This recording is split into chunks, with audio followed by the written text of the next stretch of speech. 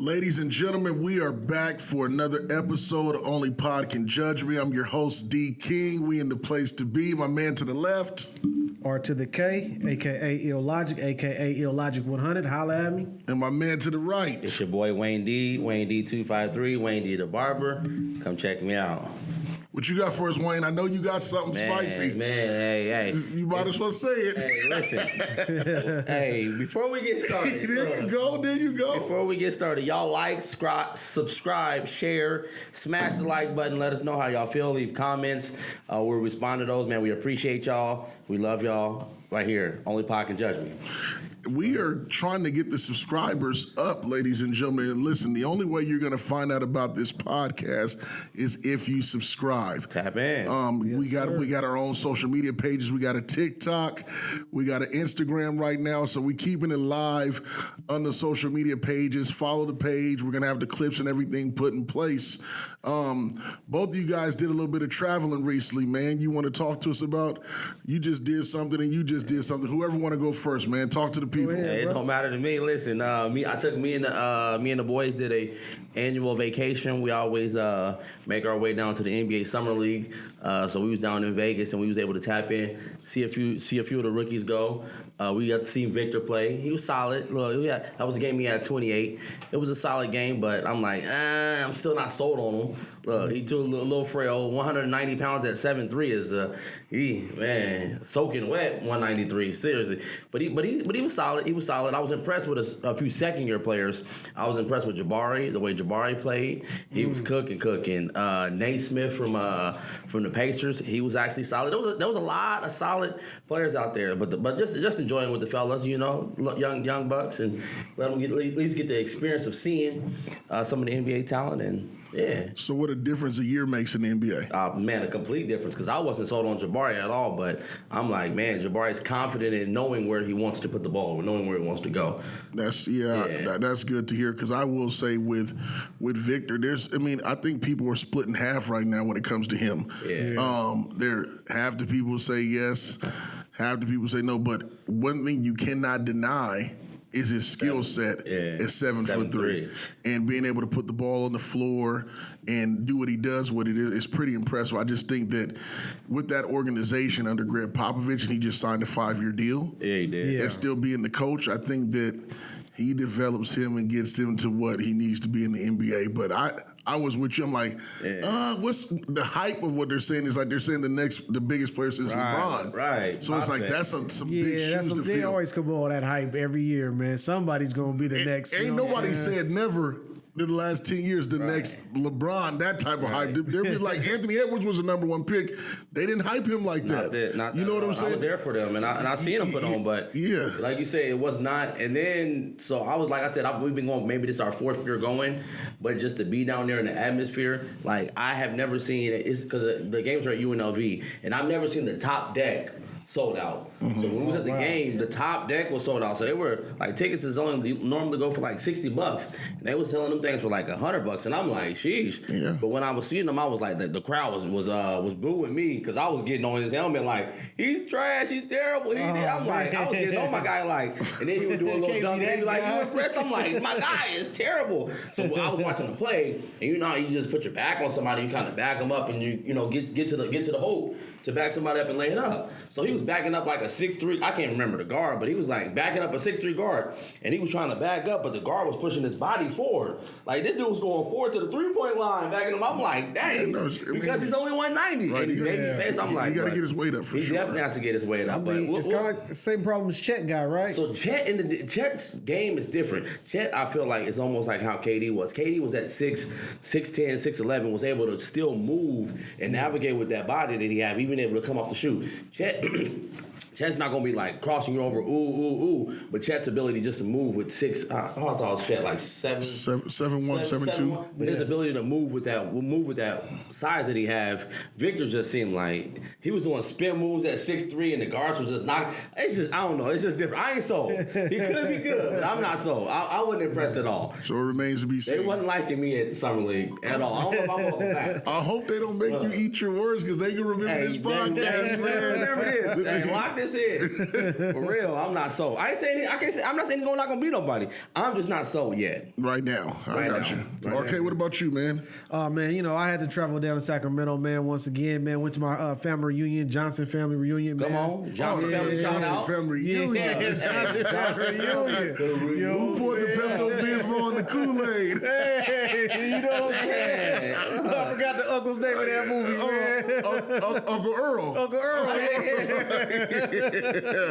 Man. Johnson family vacation. Yeah. How was that, man? It was cool, man. It was actually really good, man. I got a chance to have my family together. We haven't really spent a lot of time together like that that I can ever remember. You know what I'm saying? We actually got a chance to spend some time together. You know what I'm saying? Love on each other. You know what I'm saying? Really appreciate each other. Good. You know, say what's up to some family that we haven't seen in a long time. Everybody get on the same page. It was all love. No situations. You know what I'm saying? It was a beautiful thing. No situations. That's beautiful. Tough, man. When you get the family together, there's always a situation love. Yeah. So I got a question for both of you too, and I'm gonna go back to you, then come back to you, RK. How hot was in Vegas when you were there? 107 was the lowest. 107. 112 was the hottest. And we wasn't doing nothing but the pool. Like the boys wanted to go to the pool. I'm like, sheesh, y'all want to be at the pool at one? But when you're in the pool, it's different. Yeah. Like, it's not beating on you, but you still feel it. I was fatigued. Right, for sure. Definitely hydrated. For sure. What about you in Sacramento? I know that weather can get vicious. 106. It was 106, man. And I know where we was at, you know what I'm saying? We had to move my sister, you know what I'm saying? So where we was doing that work at, man, it was a lot hotter than that out there, man. Yeah. I mean, man, we was out there dehydrated. I mean, you know, crusty lipped and everything. So you got a real workout in. Yeah. You got a real workout in. Yeah, it was a real solid workout. That's crazy, man. Sweating it out, man. So I saw you guys went to the California State Fair. How was that? Oh, man. I went with you probably about 16 years ago. I forgot about that. Yeah, about 16 years ago, you almost died out there, man. That was some different heat, man. Because the hotel I was staying in, they didn't tell nobody how to work the AC. Yeah, I know. Like, you gotta put this is back 16 years ago. We're in the Red Lion Hotel, and they say you gotta put your key card in order to make the air conditioning work. And I'm like, didn't nobody know? We in the room sweating like the Dangerous Minds video. Like the Dangerous Minds video for real. I was like, man, I'm gonna have to sleep in the car with the AC, man. It was ridiculous, man. We went to school down there, and I think I was 113 in there around that time. When we went in summertime. I was down there for the California State Fair. Yeah, that's when I first saw a deep fried Snicker. I didn't know what that was, man. I was like, what is a deep fried Snicker? I was like, it was so sticky, but it was bomb though. Yeah, it's delicious though. It messed me up, man. I was like, man, Sacramento, man, this is different down this way. State Fair, man. Yeah, man. We got a chance to do that, man. It was cool, man. You know what I'm saying? We actually got out as a family, man. All of us got down there, man, and did our thing. I took my son. He rode all the little rides he could. You know what I'm saying? My daughter, my nieces. Get your high shoes on. They thing. My little nephew. Right. I mean, he was happy to get the rides that he could get. You know what I'm saying? That's right, for sure. Yeah. But every kid goes through that stage when they're too little. Oh man, that's the worst. That's the worst stage. That's the worst stage ever to have to go through with your kids. That when one of them may be tall enough, but the other one's not. It was worse for me because I was at that age, like maybe it was like 6th grade. Everybody shot up, was going through their growth spurts. And then said, I'm still not tall enough. Your son right now, would he had that long hair, he'd had that little fro. Oh yeah, that fro would have made the cut line because that's what Drew was. You know what I'm saying? Where we was in the wave pool, you had to be like 48 inches to make it the wave pool. Yeah. And then Drew's barely making it, but he died. Look, let me pull my hair up a little longer and stand with my shoulders back. Yeah. And I'm naked though, so hey, look, I already know. That's very, very, very interesting, man. Didn't you just go to the fairground? Nah. This year? Yeah, did you? I thought I told you said you was on your way to the fair. No? Nah. Not to Tacoma's fair or not to the Washington's fair. No fair? No fair for me. No fair for me. So everybody had a good time though. Oh, we had a great time. Yeah. Good, man. What about yourself? You about to take a vacation, right? No, I'm not going anywhere. The wife is actually going to take. Okay, well, look, I knew something coming up. Her and Sayer's leaving for Vegas on Wednesday. Sir. I still kind of got a phobia of Vegas right now. I'm still because you was standing out there stuck out there. I'm kind of shaky. I'm kind of shaky a little bit about Vegas. I'm like, and they got to go Wednesday through Sunday, so it's like, I'd rather just do it with a Friday through a Sunday, so the wife is gonna take him down there, and it'll be some mother son time. But you gonna miss the fight time, man. Yeah, fight. Yeah, the fight. I can watch the fight like it is here. Yeah, just get a good seat. Right. Versus being down there where it's crowded, and my people ain't with me. You know what I'm saying? My wife ain't that interested in the fight, but at the same time, they get to have some mother son time, and be able to get the bond. And both of the boys won a championship this weekend. Nice. So Congratulations. Really good. Royal had his career high, like 21 points the other day. Come on, killer! It was good. You just see the development of the young boys. Yes, sir. Young boys kind of growing up and they trying to figure it out and learning how to do it themselves. And it's a beautiful thing. And then I got a chance to spend time with my daughter yesterday. You was with me at Defy, man. If you guys don't know about this place called Defy, it is the kids' Disneyland of Seattle. Of bounce houses, man. And they be going nuts. They go bananas. You can get hurt. Loving it. You can get kicked. You can get pushed. You'll cry. 2 minutes later. Come back 2 minutes later. I'm ready to go. But my son, man, I don't know, man. His leg is locked up, man. His knee is I gotta see what's going on. We're gonna take him to the doctor tomorrow. Did it lock up like that? It locked up like that, yeah. I think he says he hyperextended it. You know what I'm saying? Yeah. Defy. He was out there jumping, and some big kid came out there and jumped, and he hyperextended his knee coming down. So but it didn't stop him yesterday though. I know adrenaline. Hey, He just got up there. But that's like I said, it's Defy where everybody is a star. So it's pretty interesting. No, man, I'm glad everybody had a good week, and it's good to be back on the cast with you guys. We're gonna open it up in here today with our heart in the paint. Hey, listen, before we like I said, I know we get started with the heart in the paint, but we were just talking about that Crawford fight. I know we got something up there we want to go through, but we were just speaking on behalf of that Vegas fight, man. Listen, that's what I want to start with. Come on, man. Let's start with it. Let's start with it. There's a big fight this weekend. Come on, man. They say the biggest fight in the last 10 years is what they say. Mayweather and Pacquiao. That remains to be seen. Hey, I'm just saying what they say on paper.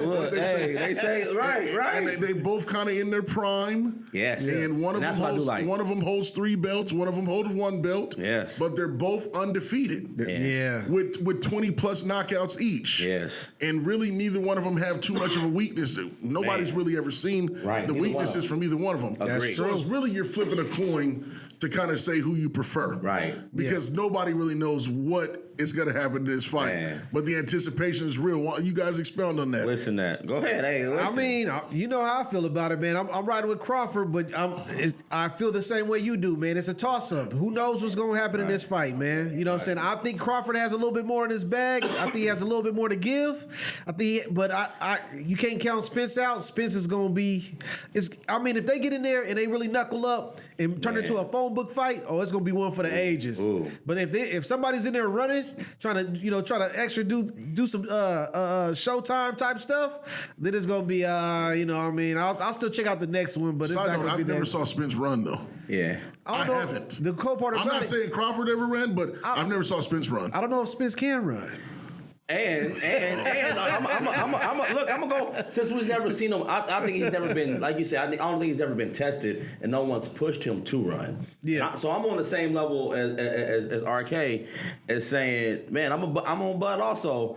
Only reason why I'm on Bud, because we've been talking about this all week. The only reason why I've been on Bud is because I feel like Bud's ability to go in a fight one way, he's able to come out a fight a different way. Yeah. In the middle of the fight, in the middle of a round, he's able to kind of like an iguana, like kind of adapt to his environment. Like he's able to, shift, change up. He got the southpaw, he got the original, he's able to do these things in the middle of rounds. Yeah. I was watching an interview yesterday with Timothy Bradley, was just talking about him when Timothy Bradley was about to fight Pacquiao. Mm-hmm. They was bringing in fighters, and Timothy Bradley was just going through him, and then they brought Bud in one day, and when he said Bud's just ability just to like change up on things, Timothy Bradley was like, "How did you do that, bro? Like I'm the ace, I'm the man who's supposed to be trying to show me how you did this." And this was a young buck, and he said from that day forward, he just knew Timothy Bud was different. Yeah. And so for me, he can adapt to so many things. So for me, I think Crawford, or I think Spence is the bigger fighter, and so if like you said, the last phone book fight I saw was that Marquez and a Pacquiao fight, and we see how that ended. Yeah. That was a phone book, like they were both going at it, and then one just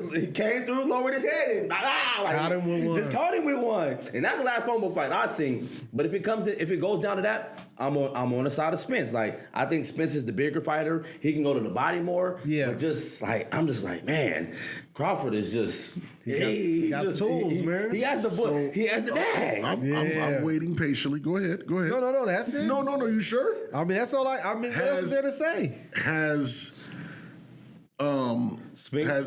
Crawford ever truly been tested? The time that he has, he fell to his knees when he got hit hard. Which fight was that? You got to look up. Which fight was that? You got to do your research. I got to do my Googles. So which fight was that? I need you to Google that with Crawford being knocked down. The thing that I would say is this: when he takes the body shots, can he handle the body shots that Errol Spence brings? That and I'm talking about consistently when he pounds on you. That I think that remains to be seen. I've never really seen Crawford really tested because the people that he was fighting free on ESPN for so long until like 2 Why years do you ago. keep saying that free on ESPN? Because when you, I was on that side too, though. Because he was a free fighter. I'm like, bro, ain't no way this dude is this good. Right. And my guy fights for free. Right. Like, So I'm saying if you on ESPN and you just on Saturday you turn the channel and boxing's on and Terrence Crawford's fighting, right. I'm on look. That same ain't thing. really It don't hit right. Right. So he wasn't. I haven't saw him really tested too much. I mean, Shakur Stevenson fights free on ESPN too. And now he's just now coming into it. I'm not 100%. Well, Buzz been doing it for like 10 years. I'm not 100%. That's all I'm saying. Right. Shakur, we just seen Shakur. Are you 100% sold on Shakur? Am I 100%? Who has he fought? He hasn't fought nobody in this division yet. That's what I'm saying. It's like it all remains to be seen. But he's out there trying to get fights. But I'm 100% sold on him. Y'all heard it from me. I'm 100% sold on him. You can ask me, I'm 100% sold on him. But the kid good. The kid's gonna be Andre Ward Jr. I'm not knocking that he's. I'm not knocking that he's good, but is he elite?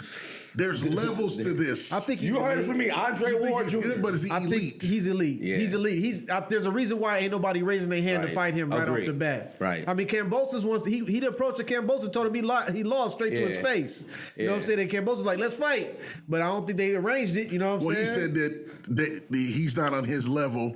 That they just bet each other in passing. Right. So I mean, again, social media can do anything. And I think that's him trying to make a name for himself coming into that weight class. I think he's the real to me. Guy's real deal, elite. Like elite. I seen him in the lower divisions, man. You love Tank, and Tank is solid. It ain't about me loving Tank. Tank is proved. Tank is proven. Nobody I agree. can mess with him. I agree. And he can sell out any arena he goes to. He is proven. And he is the ultimate. He's the next Floyd Mayweather. Yeah, he's big time. But he hits harder. Yeah. That's scary. Yeah. You say what you want. So he got knockout power. Yes. He got the Floyd Mayweather bag and knockout power. At any given moment, you can go to sleep. Cold. Right. Any given moment, you can go to sleep. I agree. When Ryan Garcia didn't even want to get back up, fam. Yeah. I think I'm starting to believe almost that Ryan Garcia was fake, bro. See? Like, that was don't get me wrong. No, I'm not taking anything away from Tank. No, but why do you say that? I am not taking just the way after the fight. How Ryan Garcia? Did you watch this stuff after the fight? Like how he wanted to be hugging. a friend. Yeah, exactly. He's like my guy. I just fought you, and you want me to hug on you. But a lot of them boxers, with your family members. He wanted him to be friends before the fight too. Right. But a lot of them boxers, people that fought Floyd. I respect you. I love you. You're Floyd Mayweather. After the fight, once the battle's done and they lock horns, that just is what it is. I think maybe Ryan wasn't ready. No, he wasn't ready. He was forced into that fight. I agree. And he had to take it because he was trying to make himself relevant in everybody else's fights. Yeah. Rolling. I agree. This person's not. You're betting against. He was trying Tank. to. Yeah. He was trying to get some money. You bet Earl Spence $20,000 that. What's Rolly Romero was gonna win? Yeah. Come on, fam. Yeah, he was a fool. I'm just saying, like, what are we talking about? You're just making yourself relevant. I agree. Yeah. I agree. But I'm not saying Shakur is not good. I'm asking, is he elite? Man. I mean, okay, when you say elite in this division, that remains to be seen because he hasn't fought nobody. Right, okay. But from his skill set that brought him up to this division, 130. yeah, he's top of the class. Yeah. He's definitely got the skills. So what is Haney? Because he's the undisputed champion right now. Haney, but you did that with the horse thing. But right now, okay, I'm gonna let you elaborate. But I'm saying he's right now. He's the undisputed champion. Oh my God, that's the same thing. He's terrible. To me, he's the same thing as Keith Thurman. Because Keith Thurman at one time they were talking about Keith Thurman and Danny Garcia when they were talking about they were the mans of that weight division. But Danny Garcia didn't run from nobody. Danny Garcia didn't. I agree. Yeah, I give him his props. Who did he beat? Did he beat? I don't know. Who did he beat? He beat somebody. Who did? I can't remember. One of his biggest fights to win the title against somebody. Okay, you might want to look that up. Danny Garcia's big fights. But with that being said, that's how I felt about Haney. Haney. Oh my gosh! Like there's that last fight that he fought. Did he lose? He lost for sure. No ifs and buts about it. No, he didn't lose. You was at the house watching it. Like, are you doing that for the camera? Hey, I think it was a draw at least. At most a draw. Like not at least, at most. Like stop. He lost. I saw something different. My eyes didn't work. But go ahead. I didn't mean to cut you off. No, you're right. Mine didn't work that night. Yeah, so look, but he shouldn't be the champ today, at all. So, but just when we was just watching that last fight, like Devin Haney he fights just so flat-footed. Like he fights almost to me like Sean Porter, but Sean Porter on the other hand had a little bit more power. So Sean Porter was like a pit bulldog that would get on you. So his ability to knock you out was he was there. But for me, Sean Porter. Devin Haney don't want it with anybody that's like slippery. He definitely ain't gonna see Tank. The best he can do right now is just say, I'm done with 130 or 136 or 134. Where they at one now? 135, 130. He can say I'm done with that and then go up to like 142 or 140, whatever it is. So he's pretty much run. He has to. Because he's not because he don't wanna. In order for him to keep getting the bag, the record has to stay undefeated. I don't know if he wants to go to 142. I think I would like to. Okay, I'll give you this. I agree with you. I think that he is like Keith Thurman in that way, where he's a champion and everything. Yeah. You got to salute him for that. So, but agree. You can still see holes in his fight game. Agree. You know what I'm saying? His dad is his biggest cheerleader. He's supposed to be. Yeah. Right. Yeah. I agree. But there are definitely some holes, and you can see they're obvious holes. Lomachenko is older. They're flooding. Lomachenko looked good last fight. Hey, water's flowing through them things. Lomachenko looked good last fight. He had a good game plan. He came in and he did his thing, but he couldn't put him away. He couldn't get rid of him. I agree. No, he couldn't. You know what I mean? He couldn't. He didn't. So I say, but I won't call. I give Porter. I think Porter's a more. Porter was aggressive, man. A dog, yeah. He was a pit bull, and he had skills too. He used to get in there and just slug. You know what I'm saying? And I appreciate him for that. So I don't think Haney seems like he's still trying to find his style. Like he hasn't decided if he's going to be a finesse fighter or is he going to be a hard hitting fighter. But in that last fight, he got through by the skin of his teeth. You know what I'm saying? So you saying they're admitting the most it could have been? It wasn't. The most it could have been was a draw. That's what you're saying. You say you got by the skin. Look, you admitted it yourself. I didn't make you admit it. You admitted it. Skin in the teeth is very slim. Hey, that was very slim. Very slim. But like I said, I thought it was going to be a draw at the end. I thought it was at the most a draw. You did say that. You know what I'm saying? I saw something different. I saw Lomachenko hurting him in the middle round. I saw him hurting him. Yeah. And maybe my eyes didn't work. Last time I checked, I had 20/20 vision. I got 20/10 because I got one eye. Right, and it's just from what I see. 20/10. There really is a such thing as 20/10. Look it up. Yeah. I can see the line underneath the line, bro. That's serious. No, I believe you. A lot of people can't see that. I believe you. Focus of an owl in one eye. 85% of Americans has 20/20. Yeah, I got 20/10. Yeah, you're an exception. You're a rarity. You're a rarity. But back to go ahead. No. I hear where you're coming from. I'm saying I'm agreeing that even with talking about Danny Garcia, there was Amir Khan. Yeah, thank you, Kat. Amir Khan, that was a big fight for him when Amir Khan was at the top of his game, and he knocked him out. And like I said, Danny didn't run. And I just want to see the best fight the best. So for Errol Spence and Bud Crawford to give us this is a gift. Yeah, I agree. The question is, where are you watching the fight? Listen. And the fight was at my house. The fight was at who else was we had? Scoots. Where are we at? Look, where we at? I don't mind hosting again. Look. I was thinking about going to the casino. Ooh, okay, You know? okay. You talking about getting a lazy boy? At the casino In McQueen. Is it? It's gonna be, but it's gonna be packed out though. It's gonna that's be gonna packed. be a reservations fight. We can't just go in there and that's we're gonna true. be we can watch it, But we're gonna be standing around. Yeah.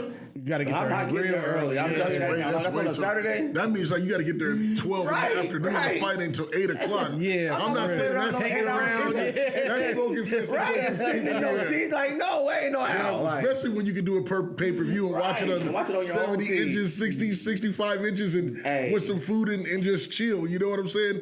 Is it Friday or Saturday? Saturday night. But they do got one of the biggest, largest screens out there. Yeah, but and them lazy boys are comfortable. Yeah, I think I seen Devin Haney fight whoever that was. But do you want to sit there? That's agreed for 8 hours. Because the smoking area is ridiculous. I'm not doing that. That's ridiculous. Yeah, I'm not doing it. I can't do that. We got to find a place. Yeah. If you let you rent out a movie theater and put it on the screen, that might be it. That might be it. That'd be dope too. Man, that'd be real dope. I might talk to one of the little theaters that are ran down the Commons. One of the little theaters that are going down. Yeah, that are low. I think that's an idea. That's an idea for sure. So what round? What does it go to distance? It goes to distance for me. And for me, okay. The only way Bud can win is if Bud goes the distance. I don't think Bud has enough power yet to knock him out. But I think Spence, on the other hand, has enough power. Right. To if anybody's knocking anybody out, it'll be Spence. Spence knocking Bud out, but only to the body. Gotcha. I don't think he's knocking him out to the head. I think it's to the body if he wins. What's your take? That's an interesting take, man. I think it's a really good take too. Yeah, it's a really good take. I didn't think about that. I guess I always envisioned it going the distance. I never thought about it being a knockout. Yeah. It's gonna be but if it's a slugfest and guys don't fight like they used to though. Yeah, well, there's no Marvin Hagler. Hagler versus Sugar Ray. It's not gonna be like that because they rather get paid and not get hit. That's why Floyd Mayweather created a whole different. It's different. It's different. He said the record stays. You know what it is. Right. Yeah. You know the O is behind there for a reason. Yeah, that's a fact. So just thinking that, man, I think it's probably gonna go to distance and you got Crawford winning the decision to become undisputed. Man, either one, whoever wins is undisputed. Whichever one. But the thing is too, you got to realize the headliner is Earl. See, the cool thing about it, if Crawford starts really winning, he could put Spence away. If he starts really tagging him and Spence can't keep up, he could put him away. But Crawford starts slow every fight. Yeah, that's gonna happen anyway. He don't start boxing to the fifth round. It's about the third round. I say, Dave is all right. I'll go in between. Would you see about the four? He is slow. He's almost like Tank to me. It's ridiculous how slow it is. He's slow. He does start slow, but he starts slow because he's able to. He wants to kind of adapt to fill you out. But once he fills you out, there's no. I don't think there's no filling out Crawford. I don't think there's no filling out Spence. There ain't no. So? No, he's too.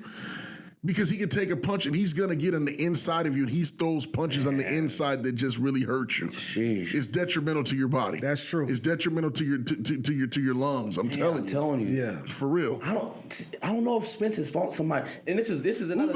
This is another. No. You watched the fight in my house. No, I will say this. Yeah, he beat his eyes shut. But I think Crawford would have did the same thing to you. Agree. But I think this. They both have fought similar opponents. But they've never both fought someone like themselves. Like Crawford has never fought nobody like Spence. Spence has fought nobody like Crawford.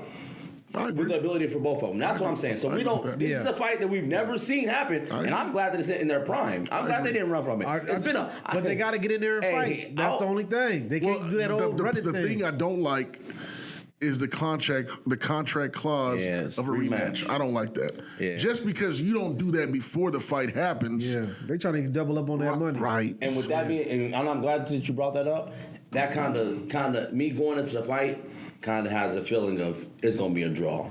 Because with that being there, they're like, oh, we're having to. Like you're gonna win this round. There's gonna be some oohs in there. There's gonna be some hits. Spence gonna get him to the body. Crawford gonna give him some mixes. But then it's ultimately, I promise you, But I can see this. What I don't like, being a draw. you know, I've been watching those All Accesses. It sounds like Spence is on his way to the next division. So this is his last fight in this division, and he's already looking at the next division. So it's like, I didn't know that. yeah, that kind of taints it for me. Like, is he really looking past this guy, or is he really ready for this fight? You know what I mean? Because it could be a Roy Jones Jr. versus what was his name? Tarver situation where Crawford's waiting on him because Crawford ain't gonna put up that much weight and change divisions. You know what I'm saying? Yeah, that's pretty much gonna be his boxing weight. Roy Jones was gone after Tarver, though. But I don't see. Yes, he I don't was. see. Earl Spence is a true warrior. They even said he was giving Floyd work. Y'all know if you guys were looking at that. They said Floyd said himself that he gave him some good work in their sparring sessions. I ain't heard that. That's the first to me. Floyd said directly, he gave me some good work. Some people were saying Earl Spence was getting on him. This is the later Floyd after, but Earl's like, I was in the ring with the champ. Yeah. And like he said, he'll never disrespect, or in those sparring sections, you don't really say what's whoever's in the gym. Yeah. But Floyd said he gave me some good work. I want to say that. I think I might have heard. Yeah, he said he gave something like that. He said he gave me some good work. I did hear something like that. So that's the biggest fight of the century. We have to figure out where we're watching the fight at. Yeah. We have to definitely establish that. That's my wifey's birthday, so I got some other plans. You're tied up, man. We ain't gonna see you, man. Right. No, don't worry. We'll watch it for you. No, I'm gonna watch the fight. Just watch it on the phone. You gonna watch it? Watch it on the phone.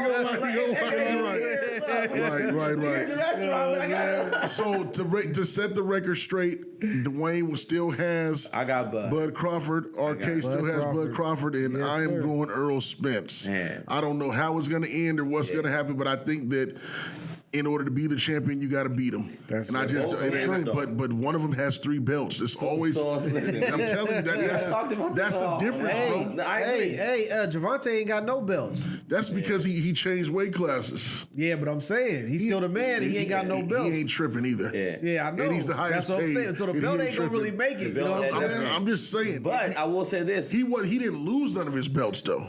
When do you believe? Because I think didn't Bud fight Porter after Crawford? Yeah, he did. That's who Crawford got the belt from, right? But Bud could have got the belt from Porter before Crawford got it, and it would have been 2-2. Then what would we be saying? Because I think when Bud fought Porter, Daddy threw in the towel. He really should. Yeah, that was ridiculous. He really should. Right. Yeah. He really should way too early. He really should have had the belt. Right. That's making this fight really interesting. Right. Yeah. So that's what I'm saying. So we're like Porter's belt that he got. He really could have got it from. It's no different when Styles makes fighters. He has a Cleveland Cavaliers hat on. So you tell me who won. Going to the next topic. Oh, Going to the next topic. Oh, the Cavaliers. NFL running backs not getting paid. Saquon Barkley has a serious concern, and I have my opinion towards it, but I love to hear what you guys think on that. And I think I kind of have an idea of what it is, and I'll share mine, but I'd love to hear you guys expound on that. Man, it don't matter to me. I'll definitely take this over. Last week, I think it was deadline for them to pay or get a long-term deal done with running backs who are on the franchise tag. I think it was Saquon Barkley, it was Josh Jacobs, and it was Tony Pollard. They all had franchise tags for the running back position. Okay. And I'm like, these are positions back in the day when we think of like, what's the Cowboys running back? Emmitt Smith, Barry Sanders, Thurman Thomas. Thurman Thomas is Denver's running back. What's his name? Terrell Davis. Terrell Davis. Like these are big time. These are workhorse running backs.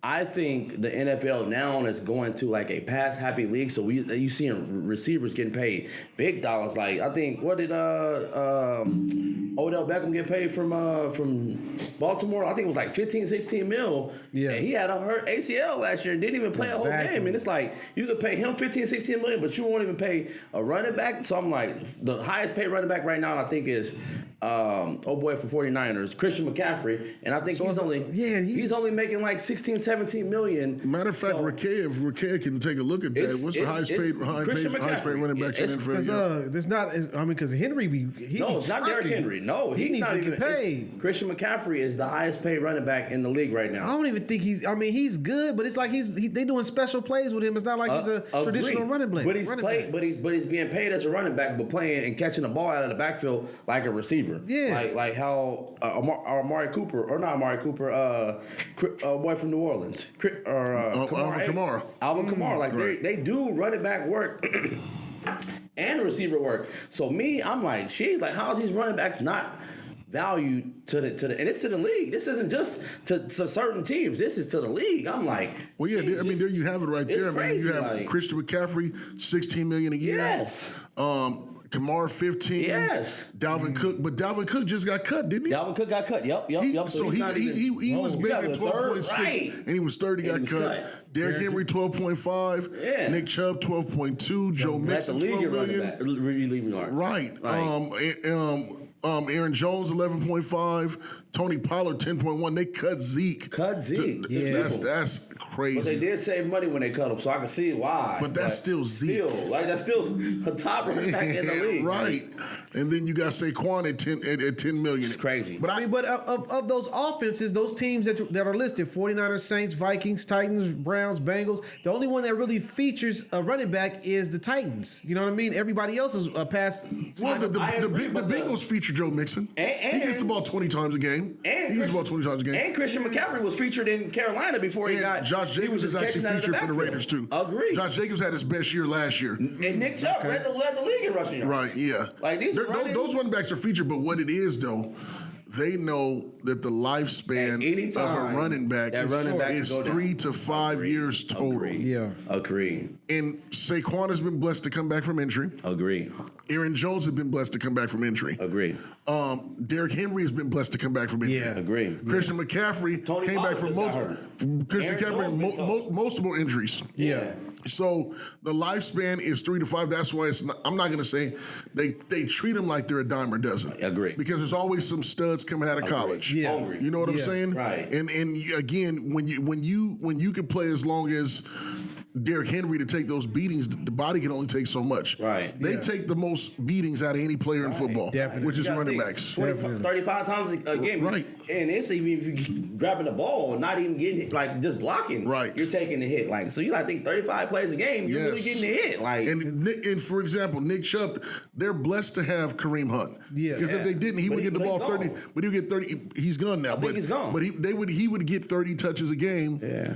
And that's what they're giving McCaffrey. They got to reduce the load. McCaffrey's touching the ball. Because they're catching out of the backfield. Touches because he'll have 15 carries with 10 catches. Right. That's 25. Agreed. You know what I'm saying? And it's just they limit the snap count for them because they do get hurt so often, and the injuries when they do get hurt are long. Yeah. And that's the part. Then I guess it boils down to capitalism, right? Because I mean they're gonna limit the touches for them, so they're not gonna pay them as much. You know what I'm saying? Right. So basically, it's supply and demand type situation. Pretty much, there's many more of you that I can get. Right. Yeah, and there's another you coming. Yeah, right. But they can't say that with quarterbacks because it's hard to determine that. When you're elite, for the most part, you stay elite unless it's just too much for you. But the most elite guys, they kind of stay elite. And the wide receivers, all the Jamar Chases, the Justin Jeffersons, the Devontae Adams, those guys were studs in college and just became studs in the NFL. Now, the only thing that hampers them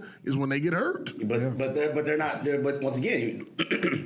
OBJ. They're not getting 30 touches. Right. They're only getting 11 targets, 7 targets, 5 targets. Like, they run a lot of plays. They're out there running all the time, but they're not getting hit when they catch the ball. That's a great point. The lifespan is longer. Right. So you get 11 targets and 8 catches. That's a great game. A great game. It's a great game. Right. And you don't catch one bomb. Right. You might get 2 catches for like 130 yards, which was chilling. Right. And so for me, like I said, they had a running backs meeting. Oh yeah, we forgot even Austin Eckler because Austin Eckler's on that for for the Chargers, but he led the league in touchdowns last year. Yes, he did. I didn't know that. He led the league in touchdowns. Yes, Not to say he led it in rushing yards, but he led it in touchdowns. And we're like, bro, and you know what was the second on the list? The backup Jamal Williams was second on the list. He scored every 1 yard touchdown.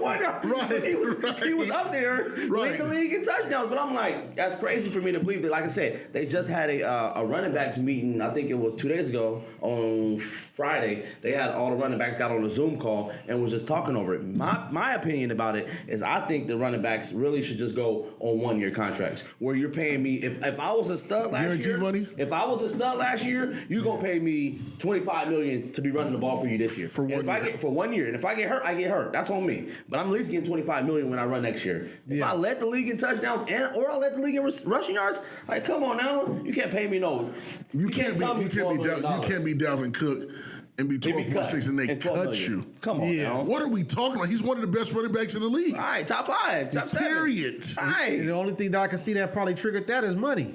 That's all it is. You know what I'm saying? He probably asked for more money because he knows his worth. And so they all like I think that call is a good thing. They do. And then it's a stud. Right. But that's what we mean by like you can be replaced because you got a hungry stud. I got a lot of you. Yeah. Think about San Francisco, how many running backs they had last year before they got hurt, before McCaffrey came over. Yeah, they had like 4 in Baltimore too. They had like 4 or 5 backs that all got hurt when they tore their ACLs or something. And then you bring Christian McCaffrey and it's just and you know, everybody's praying that he doesn't get hurt because he gets hurt all the time. Yeah. You know what I'm saying? But so it's just they're more expendable because everybody wants to play running back. Right. And it's also difficult to do reads where they have to switch people's position with knowing which hole to go through and all the different things that they got to put in place. It's a difficult position to play. Crazy. Man, I mean, so I'm all for, you know what I'm saying, the players, you know, getting together, and even if it's only them that position of players, if they all get on the same page and unionize to kind of get what they deserve, you know what I'm saying? I support that. No, I do too, but the only thing about football, the only thing that's guaranteed is a signing bonus. I know. That's why you got to try to get as much money. That's why they got to renegotiate. Or guaranteed money. Guaranteed money is guaranteed. No, but it's only the signing bonus is guaranteed. There's no contract that's just guaranteed. Right. Yeah. Well, and that's what needs to change then. Because it's all, you know. I was surprised, man. Shout out my partner Keith Lewis, man. He was telling me about this a long time ago because he played for the 49ers, man. He was telling me that it wasn't guaranteed money. I couldn't believe it once I heard that. Yeah, I thought that once you signed on that line, you get paid. With all the big contracts them guys are playing. And I'm going to have Kay look this up too while we're talking about this, just to kind of switch subjects. The 10 highest paid basketball players in the NBA right now, this is going to mess you up how much money they're making a year, which is GTD, guaranteed contracts. Man. Guaranteed. This right here is absurd. Crazy. We're talking about and this. And the only thing that ain't guaranteed on them is if they opt out. Right. And they're whatever fifth year or whatever. If they exercise that option, right. That's the only thing. They exercise that option. Look at the players that are getting it. They don't even got to go through. It'd be like Bradley Beal kind of players and for 2023, Ken. It's gonna be crazy. The highest paid player in the NBA right now is the guy that won the Finals MVP. Joker is? Yes, he's the highest. Joker? He's the highest. Well, he just got that this year though. And they're gonna. He makes like 50. He makes almost $60 billion a year, bro. Agree. By his 5th year in this contract, he's gonna be like almost $70 billion a year. I looked at it like Bradley Beal hasn't played consistently in years because of injuries. It's like the second or third highest player. Yes, highest paid NBA player. Yes, in 2023-24. There's a new list, Kaya. That was last year. Right. That was 2023 to 24. Yeah. 22 to 23. Go to 23 to 24. So Steph Curry this year will make 23 to 24. He'll make $51 million this year. Yeah, there we go. So that's okay. That's what the salary is going to be this year. But I'm talking about, and that's fine, Ken.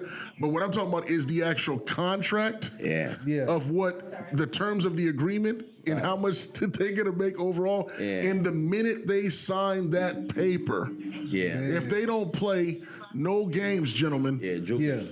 They're paid. Yeah, I think Joker's like 265, something like that. Right. Bradley Bill's like 261. Yeah, it's truly amazing. That's why you see what LeBron's doing. He's signing 2-year deals at $50 million each year. $100 million. So, 2 years, $100 million. 2 years, $100 million. Yeah. I'll do that a couple and times. one of the years, There it is right there. And the other year, I'm dropping out. What does that say? A 5 year, $270 million. Yeah. 5 year, $270 million. 52 on average. 52 on average. 54 on average. Who's number 3? Giannis. So Bradley Bill's ahead of Giannis? Yes. The Wizards paid him, bro. Carl Anthony Towns is robbing him. Right. He's number 4. This is 276. Right. 217. That's number 6. So this is what I'm saying. Yeah. And so there's levels to the sport. Got to get some of that money back, brother. Yeah. No, but he's an all-star. He's an all-star. They were third in the West this year. That's true. That's true. Yeah. Like, come on, Zach LaVine, young fella, get your bread. Man. So look at it. Trae Young, 6 foot tall. Man. Franchise player, 215. That's what I'm talking about. Embiid. Whoa, I can Embiid. see. Carl's making more than Embiid. Right. That's ridiculous. Crazy. I'm telling you, when they sign those extensions, dog, but this is on average $41 million a year. LaMelo Ball is even 21. Halliburton just came from sack. He getting 207. Yes. We seen Sabonis was up there at 214. That's why they had to move him then. Right. So what I'm saying is, gentlemen, that's not Westbrook. He's still getting paid for the Lakers. He's still getting paid from that. He took that 8 from the Clippers easily. Right. I think that 206 might not be there. No, it is there. He haven't, but I think he because he just opted out. So he I don't know if that 203 is being paid. Zion getting paid, running to the bank.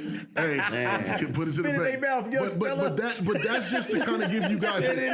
That's kind of to give you guys a gauge to see the difference in the level of sports. And if we brought up baseball contracts, it would be really absurd. Yeah, baseball or soccer. And it's like in baseball, no disrespect to the MLB, because I can't do it, but it don't even look like sometimes you got to be in shape to be out there playing. It looks like it. It looks like it. You're right. It looks like it. It looks like it until you go to them batting cages and really put it on 70, and that ball's just flying by you like, dang, but they hitting like 99, bro. No, Come on, man. Like 98, and they're just moving. You just see a constant pitch and still can't hit it. But I mean, to take it back to football, man, them brothers need to get paid, man. I don't know if that will ever change, though. I don't think so either. Unless they start doing 1 year. I think they've been. But that's a good idea. I've never heard of that. The NFL, that's actually brilliant. That is a good idea. But I think that the NBA went through that before, right? They've always been guaranteed money. Well, they need to change. They need to. They just have lockouts because they're saying the franchise and the owners are not going to just be getting paid, and the NBA players ain't getting paid. So the CBA, the collective bargaining agreement, needs to be more. Well, that's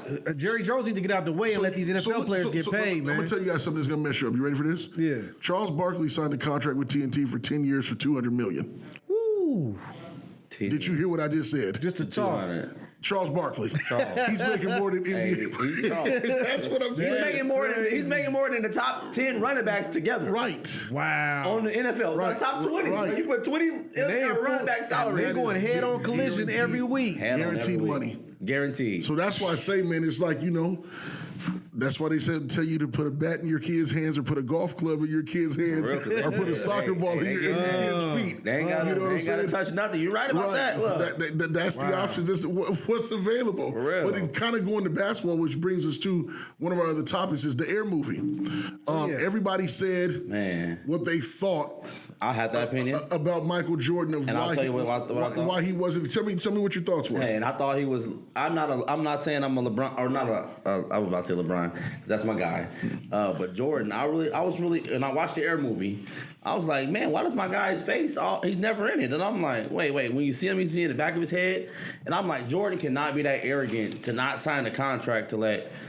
No one play him in the movie. You thought he was arrogant? I'm like, bro, this dude is. So I don't know if y'all seen the video, but the kids was at a Jordan camp or something, and he was like, if I make like 5 3-pointers, if I miss one of the 5, then the kids, everybody here at this camp will get free Jordans.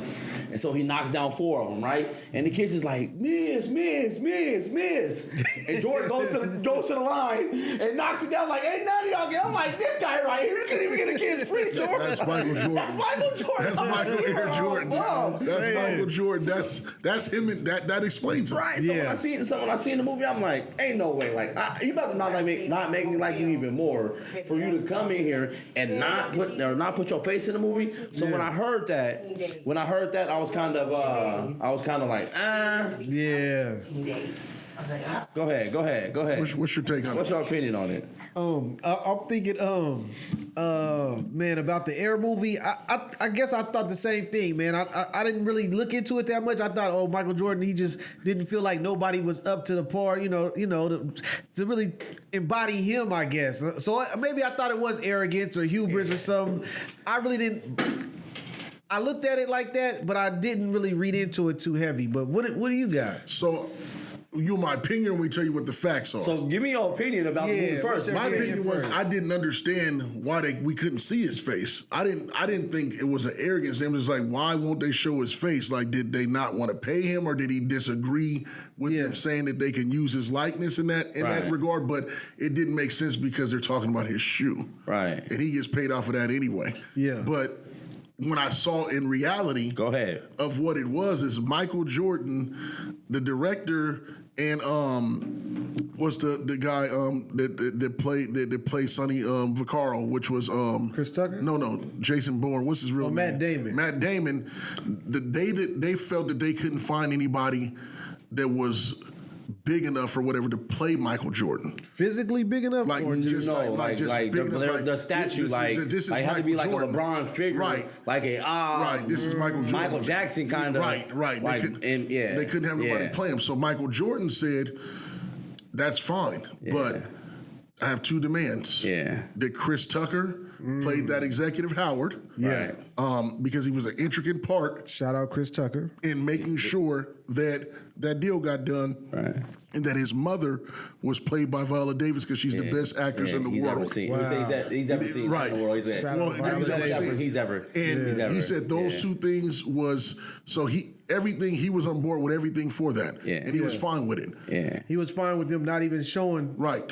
Yeah. Just having somebody he had those 2 demands to make sure. So, and you got to think about, his mom is the one that made the deal. Done. Yeah. And Sonny Vaccaro, shout out to you because you were the most persistent salesperson I've ever seen in my life. It's very motivating. Yeah. And it's just amazing how you bet on yourself when Phil Knight was your friend, but Nike was the 3rd best in the world or 3rd or 4th best in the world, and you bet on yourself and you put your life on the line, your livelihood, everything in order to see that Michael Jordan was that entity. You shared with his mom exactly what Adidas would say. You shared with his mom exactly what Converse would say. And it became the greatest shoe of all time. Yeah. I mean, he saw it before anybody else did, which is that's amazing. I got to give him all the credit in the world. He's one of the GOATs. Yeah, that was deep. I mean, he saw it. I mean, he had a string. It looked like in the movie they kind of portrayed it like he had a string of rough times and bad luck, but he saw something and he put all his chips on the table and went for it, man, and it paid off greatly. Shout out to George Raveling.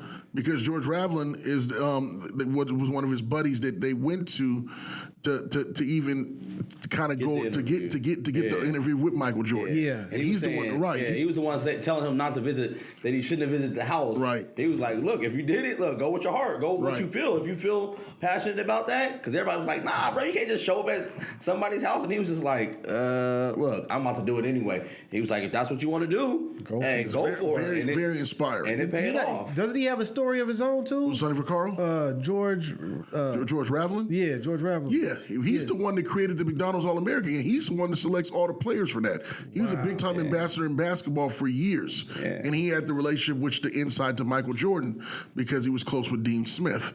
You see what I'm saying? So it's like when you can call in a favor to a favor, and you have people that support you, like Phil Knight could have fired Howard. I mean, could have fired him. Sonny Vaccaro. Yeah. He could have fired him.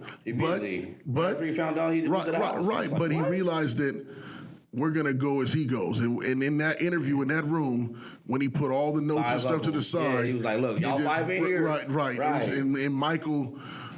And then the mom called and like Michael said, this is what he wants. That was cold. Yeah. What was it? 5% of every Jordan ever sold. Yeah. He still that's the biggest deal that we've ever seen. This is in 1987. Yeah. No, 85. No, 85. I think 87. No, it was because he came out of North Carolina. He was a rookie. Yeah, he was a rookie. But no, when he signed, because I think it's 80. I think it's 85 or 87. My bad. We'll double check that. Yeah. But because we had looked at the only reason why I think this is of that is because the story came up of Jimmy Butler being his son. Because Jimmy Butler's born in 88, but he was trying to buy his shoes in 87. So since he was trying to buy his shoes in 87, we're like, bro, you trying to cover up Jimmy Butler being your dad. October 26, 84. Oh, okay. He signed a $2.5 million deal. Man. With Air Jordan that was released, and that's in 85. Okay. So is it, because remember, they said that they were going to do, most of the shoe had to be white. Yeah. And they painted the shoe, most of it red, and they said that Nike will pay the fines. Yeah. And that just defined the Jordan 1s. And who came up with the name Air Jordan? Who really came up with it? Because the agent, David Falk, thought he did. Yeah, he said, I was the one. Right. That was my fault on that. And I think in 84, that's when the first pair of Jordans came out. Or Jordan bought it after the second pair. Because the first 2 pairs were Nikes, and the other pair, when Jordan bought the rights to Jordan in 87. After the 2s came out, he was like, I got to buy these. In 87, he bought Jordan, the logo, and they stopped putting Air on there. They stopped just putting just Jordan David Falk said he came up with the name, but then Sonny Vaccaro said that he came up with it. So it was like, and I think it was David Falk.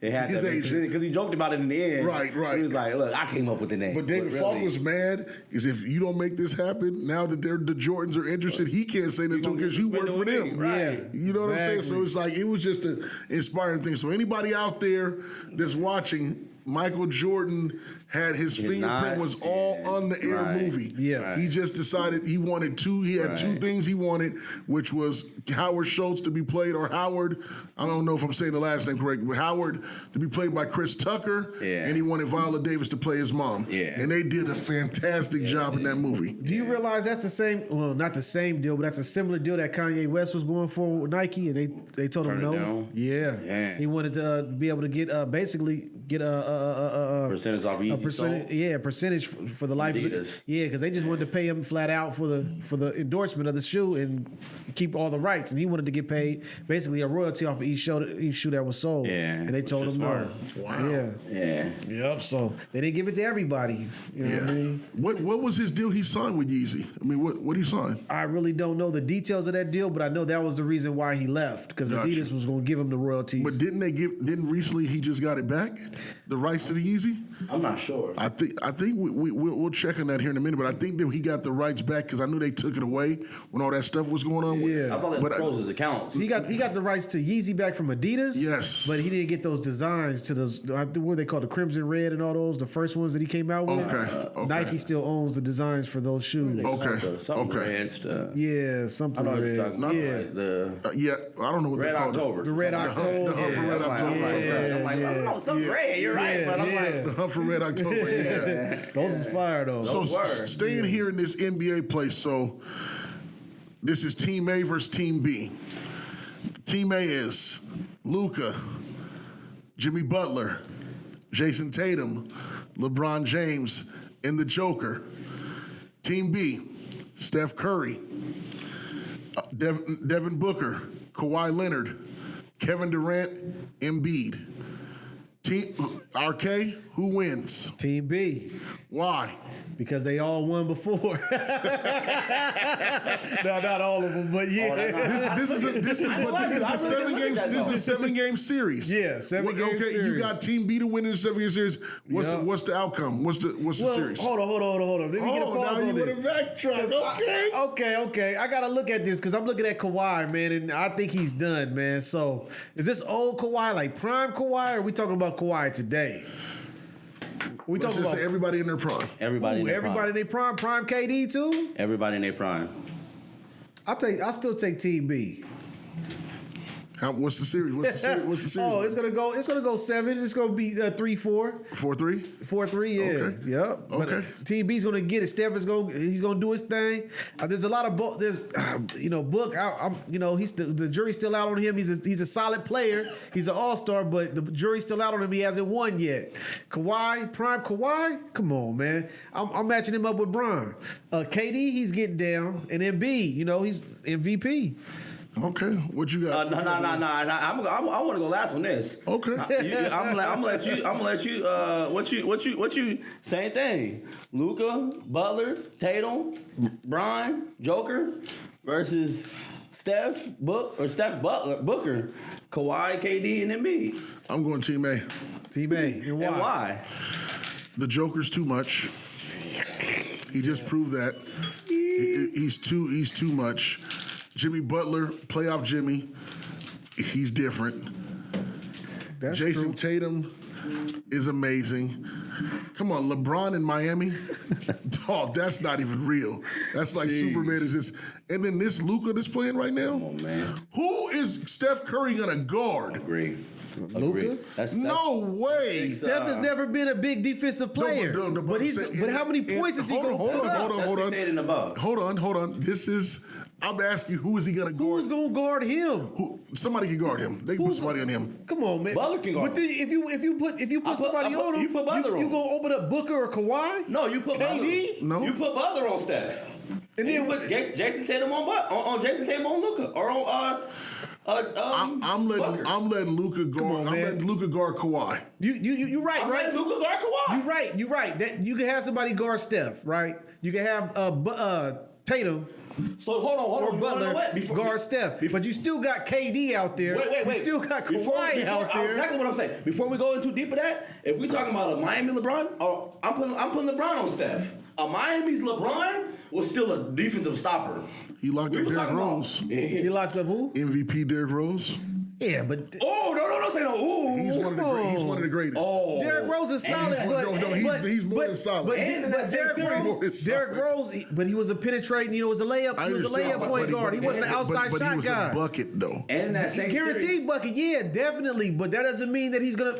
Come on, man. It's gonna be tough for Steph in that series. And in that same series, when you go back, you act like Steph is a liability. He got the most rings up there. He's a liability on defense. No, he doesn't.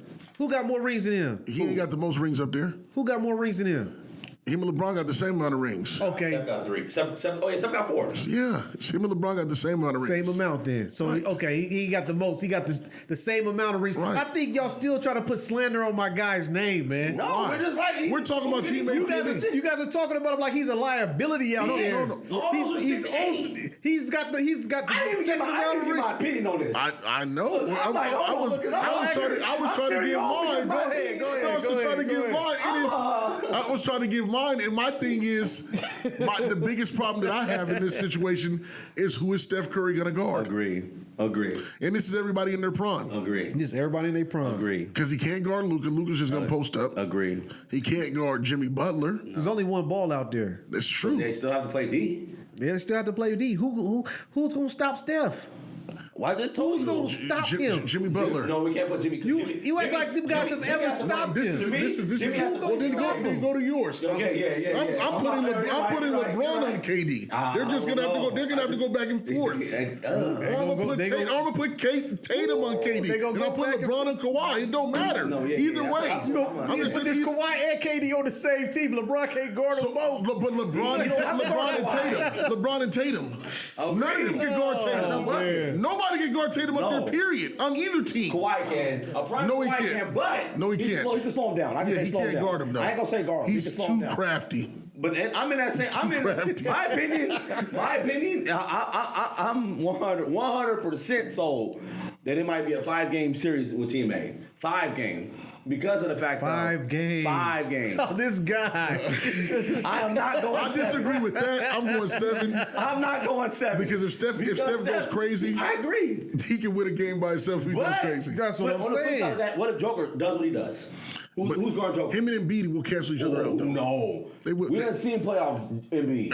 And he's a dog. Have we seen them match up? No, though? no. Hold on. Playoff Embiid averaged 30 and 18. And his Joker was 30, 18, and 10, and I'm saying, and then 2 blocks. Right, but I'm saying them playing against each other, they cancel each other out. To me, that's my opinion. That's my thing. That's my opinion. I agree. And so for me, like I said, Luka on the flip side of it, Luka could go for 40. Luka could go win you a game. And 15 assists. And 15 assists. And 17 rebounds. The thing I like about y'all give Luka too much credit. No, man. what is, no, he's tough. He's a solid player, man. He's dope. He's elite. But elite. He's top 10.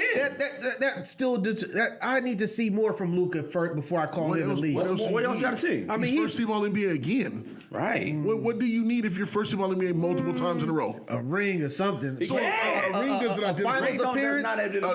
Finals appearance at least doesn't identify your greatness. No, it doesn't. But it identifies how well you can play with your teammates. So what you got to have the right teammates around you in order to get it done. That's the LeBron excuse. No, that's the truth. LeBron's won 4, and he's been to. But then when he doesn't win, it's always he doesn't have the right teammates. No. LeBron's been to 10 finals. There's nothing else to talk about it. Yeah. He's won 4. Devin Booker ain't win. He's won 4 out of 10. He's won 4 out of 6. How many finals appearances has he had? He's been to 10. He's won 4 out of 6. And he's won 4 out of... And lost 6. 4 and 6. So he's about 40%? Yeah, he's been to the finals 10 times. In a row. Yeah. Some in a row. He's been 10 times. I'm just saying. In a row. And he's won how many times? Why are we making it a His LeBron average is thing? 40%? Yeah. What's that got to do with anything? Oh, we ain't talking percentages now? No. Oh, okay. Because we're talking. Because look. That's about 40% of the time he wins. I'll take 40%. I'll go to finals. I'll take 40%. Yeah, okay. I'll take 40%. That's cool. For you to go 10 I'll times? take 40%. That's 40%. For you to go 10 For you to go times. 10 and some people don't go 1. And don't go That's 1. true. Embiid ain't win 1.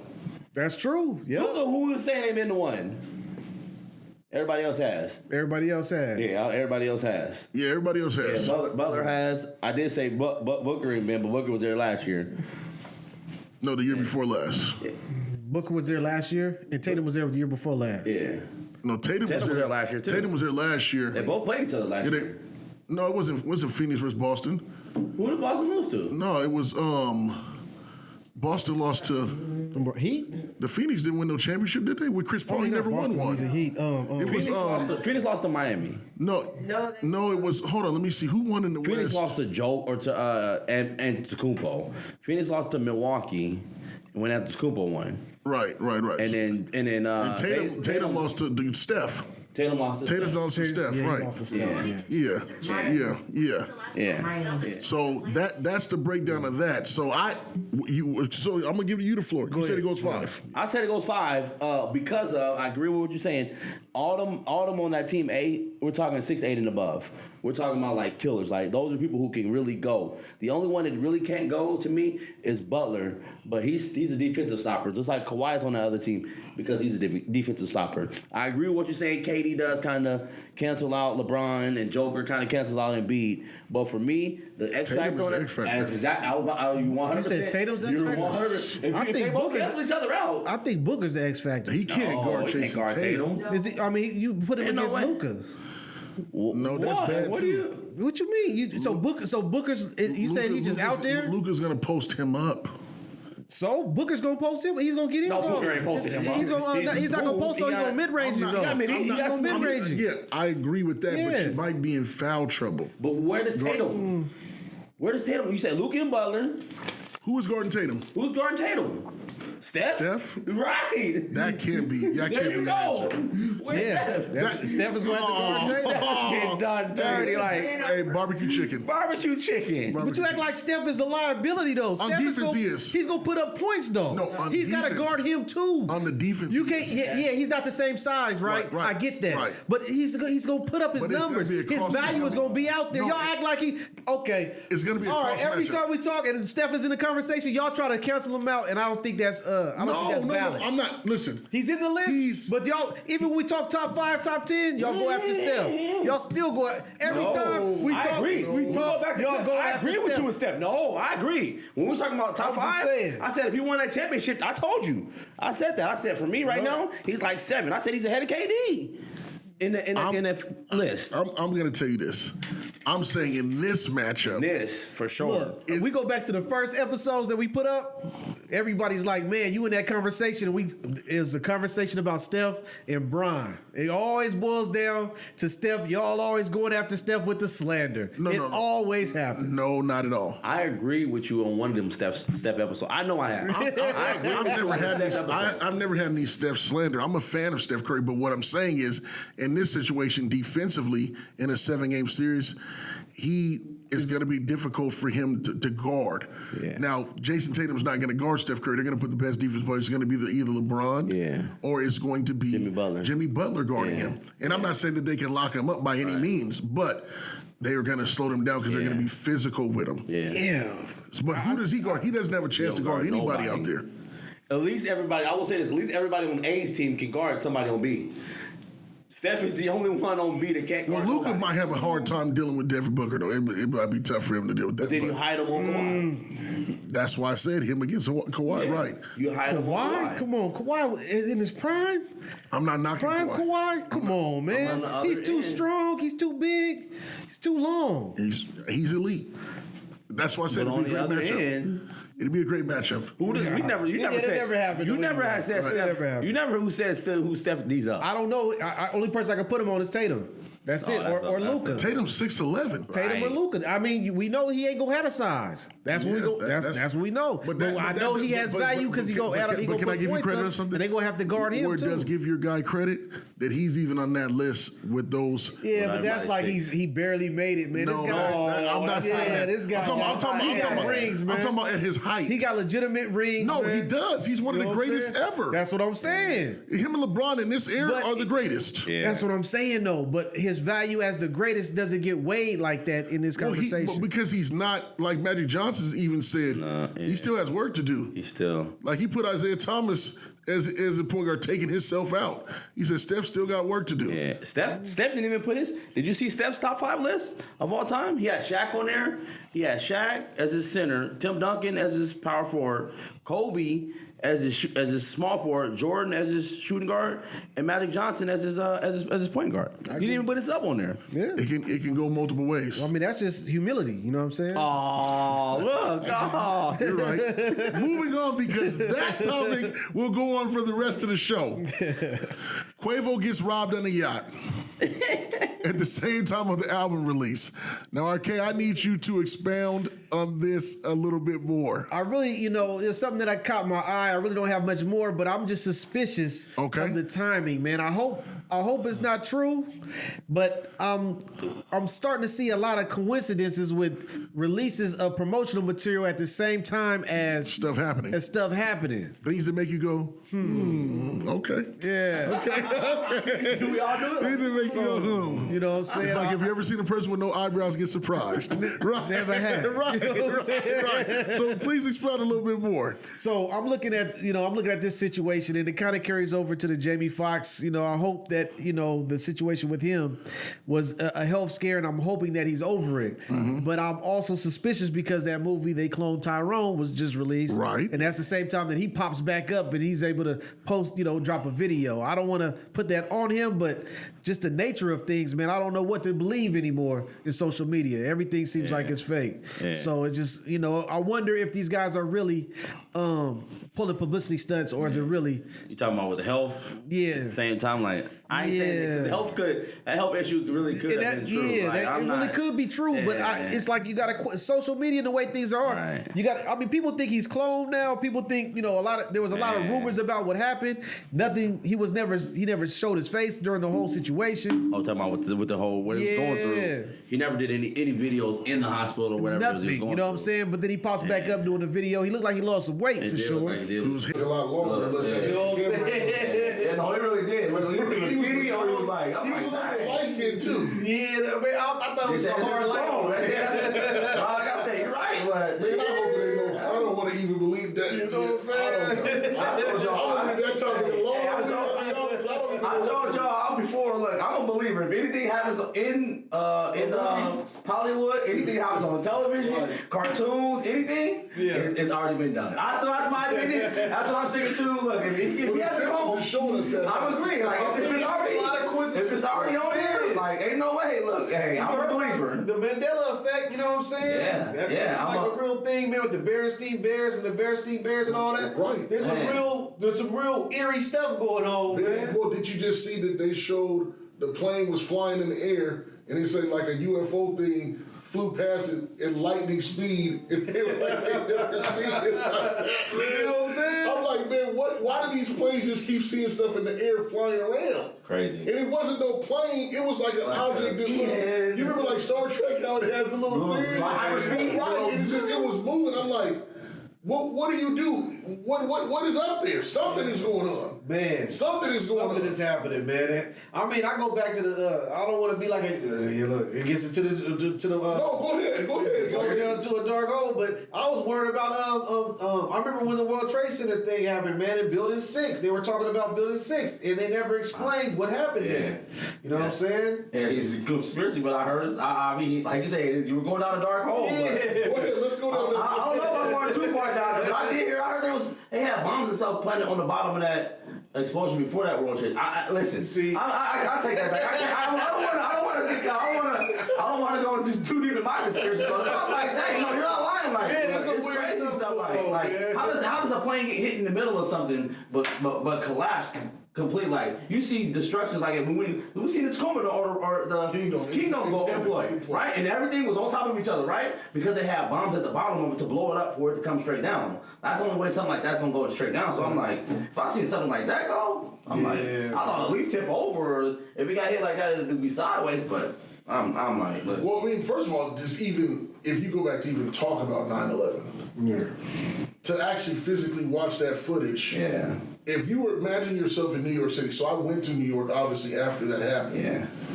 And there's a weird feeling of where the trade centers were, and they kind of built stuff back up, but they see all the names and monuments that's in front of it. There's a big ball that's like the world or Earth, huge. It's probably about 70 feet around. They said when that plane ran into that ball came off the thing and was rolling down Wall Street. What? So it's like a bowling ball. See, I never even heard about that tumbling. And it's like it's crazy. It was crazy to actually see. The feeling was really, really eerie because so many people lost their lives, and just imagine people just condolences. That's where I was gonna go because I'm not gonna play around with that. Yeah, there were people who did pass away, and I believe wholeheartedly there are parents or people who lost kids and loved ones. For sure. I believe that 100%. That's why I'm not gonna take nothing from that. Right. That's why I'm just saying it was just eerie to go to New York to see that because Wall Street it was so busy. Yeah. And like the whole world stopped in New York when that happened. It's like they're just beautiful blue skies and you see something flying straight into that's just how I don't understand how that happens. That's my biggest thing. Yeah. Maybe it's not my place to know. But it's crazy to see how they built it back up. Even after that, because it's almost something that you would think is beyond repair. And then also I didn't realize how far the Statue of Liberty is out. People think it is far. No, it's not close. That thing you got to get in a ferry and drive like 5 minutes to the Statue of Liberty. And she is huge. It's crazy. He's not lying. It's far from the downtown from where it really towers is. are. It really is, man. But like you said, I hope it wasn't just for promotions. And like I said, we've said here in the cast, we wish him well that he gets healthy. But it's just like you said, when you read or you see, can you believe or really, can you believe what you're reading or what you're seeing these days? Because nothing really surprised me. I really saw something, you guys, where an AI is playing basketball in a gym with this guy, that they call the sharpshooter, whatever. He's a shooter. The lethal shooter is what they call him. Lethal. Black dude, He's shooting from far. He shoots, then the AI shoots. It knocks it down. AI is making it every single time. He'll miss, he'll go for the side of it, the AI is switched. I'm like, This is what stuff is turning into, man. Man, fast. They got the AI flat out playing basketball and is making every shot. Man, I seen in the news the other day, man, Biden was, he had a tech summit with a lot of the tech leaders from Silicon Valley, you know what I mean? Uh-huh. And he basically just had them in there to talk AI, to understand exactly what's going on here and what the future can hold and the dangers that could be associated with AI. Yeah. You know, the benefits, there's a lot of benefits to it, you know what I'm saying? Definitely, but there's some dangers too that even Elon Musk has spoke out about. Yeah, and it's crazy too. he's like, we should slow down. They're talking about these flying cars that's coming. Oh yeah, the flying cars is coming. They didn't regulate. They allowed them to happen. You know what I'm saying? I don't even know what to say about that. Like, what highways is do you ride the street road? Like that's your. Well, first of all, that's your highway. Is the regular street road, but you're up in the air. No, it's like a Right, that's what I'm saying. You're in the air, but your street road. What's your the green light? What's your green light? Does everybody just keep the light? The problem is, You know what I'm saying? everybody's not going to be able to afford it. I agree. You see what I'm saying? But I exactly what I'm about to say. Because that's what in our next topic I was going to kind of speak on. Like that's crazy, but I'm going to speak on that just a little bit more. Because the next topic is with the interest rate and the real estate. Like they're so high, but yet still homes and stuff is still being sold. Like where is the ceiling for this to stop it? Like interest rate. When I bought my first home, I think my interest rate I bought my first home it was like a 3.6 or 3.4 in 2016. Then it even got lower in 2019. I think we purchased another one, and I think that rate was at like a 3.1. Then in 2021, I think we bought another one. Not to tell y'all all my business, but we was buying one every 2 years, and I think on that interest rate, I think we got like a 2.7. But now interest rates today. We're at like 7.4, like 7.5, like mid sevens. That's crazy to believe that you can pay for a $500,000 mortgage in 2016. That payment might have been $1,800. The interest rate now today on a $400,000 or $500,000 mortgage, you're looking at somebody paying $6,000 for a mortgage. Who's paying? Well, what it looks like, and how's it being paid? It looks like they knew COVID was coming. I agree. Like it's just like That's what it looked like. They knew COVID. Something was coming to stop the world for a couple of years, man. You know what I'm saying? Because I bought our house during COVID, and we had an amazing interest rate. It's like I couldn't even believe it was as low as it was to get it to where you didn't even have to put as much money down cash as you have to right now, right? With collateral or different things in that place. So to see it now, and I researched that some people are doing 8%. I'm like it's crazy. It's like, but people, ain't no way. People want to own something because the rent is just as much as a mortgage right now. That's the part that's crazy. I just seen footage on what they're doing in Texas, where they're doing them tiny homes down there. I believe it. 100,000. You know what I'm saying? Yeah. So the payment is going to be a lot lower at that higher interest rate, but you're getting like a third of the square footage. A third, like you know what I'm saying? It's just a garage, or really a front door, no garage, and a bedroom. And right through the back door, like it's still paying like $800 for the mortgage. Still paying. That's like getting a house in New York, but it's in where you say in Texas. In Texas, man. New York, you have the New York where they have one bedroom, one bathroom, $6 for $3,000. Right. I agree. But where is this money coming from? How are you? When we were just speaking on the cars, eventually they have to pay it somehow. Yeah. Like we saying, like, where's this money gonna come from? Who gonna pay? I think a lot of people they gonna pay for it. Somebody saved a lot of money during COVID, man, and then they're now starting to spend it. Because if you think about it, I think we're all guilty of it. How much money did you save in that 2 years? I saved a ton of money. Yeah, you never went out to eat. You never anywhere. Only thing that you got didn't do gas. You didn't have to do gas because you didn't go nowhere. Only thing you had to pay for is your groceries to be delivered through Instacart. And you wasn't doing haircuts. You wasn't buying no clothes. And my kids, we bought them before that because I think that happened in January. I think we went Christmas shopping. All the Christmas clothes. My kids didn't wear none of the Christmas clothes that we got because we went from Christmas, stayed in the house for 6 months, didn't even go to school. Well, literally, so your whole size you grew. We stayed in the house for a full year. Yeah, that's what I'm saying. Like a real full year. Yeah. And then like, man, enough is enough. Yeah. We got to be able to move around. You know what I'm saying? But it's still very delicate in how you move. So it was really paralyzed. But if saving all that money was crazy. Hey, but I want to kind of talk about what we brought up with that next topic that you were saying about the real estate and the interest. And I know you got a couple homes. You got a couple homes, man. And you guys don't have to discuss your percentages of what you guys, talk about your credit and all that good stuff. But you guys, I'm sure, had both really good interest rates when you got your homes. Otherwise, you probably would have not got it. So what about these people right now? Do they have money saved? Did they win the lottery? Are they robbing Peter to pay Paul? Because rent is so expensive. What would you guys say with these high interest rates? What's going on? Man, that's crazy for you to make mention of that because I'm not gonna go into deep with my. I'm not keeping out keep wanting to, but I purchased home in 16, 19, and then 21, and my interest rates, all of them together, might be what today's interest rate is, like equivalent. All of them together.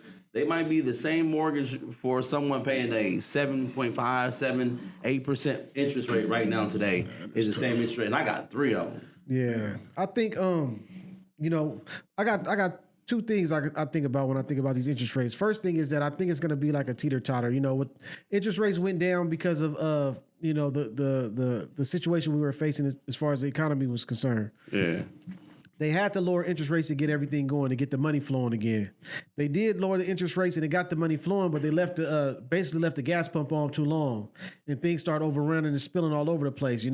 With the tax cuts that were put in place and all that stuff, all the money, the PPP money they put into the economy during 2020, all that stuff is impacting everything. It's just too much money in the streets, and so inflation was happening. Everything was getting more expensive because the prices, everybody had enough money to buy everything. Yeah. So they got to turn the interest rates up to make money tighten up on people's pockets. And they're saying they're still spending though. And they're still spending, yeah. And they won't stop spending. That's the problem. That's because I look at it when you see where, just in Seattle alone, over the last 2 weekends, or over the last 3 weekends, we had Major League Baseball with all those different events, and they cleaned up downtown. And there was 150,000 extra people downtown from Friday to Tuesday during the All-Star weekend. Yeah.